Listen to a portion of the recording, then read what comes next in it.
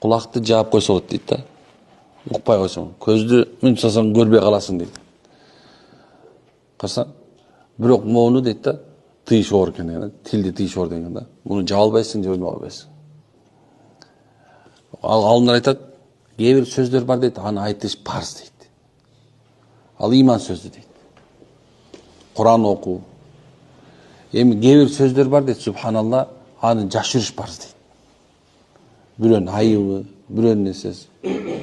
Бирок адамдар жакшы сөзгө караганда дейт да, бирөөнүн айыбын тез ачканга жакшы, мындай оңойраак дейт да, тил ошон үчүн көбүрөөк ошо ачылып кетет экен. Анан кейбир сөздөр бар дейт, ал мубах экен. Мубах. Кандай десе, субханалла, коомдо адамдар буздуп аткан болсо, да бир нерсе аткан болсо, момундай болуп атат деп айтыш уже мубах экен, ал сенин иманыңа байланыштуу экен. Эми бирок кейбир сөздү айтыш арам экен.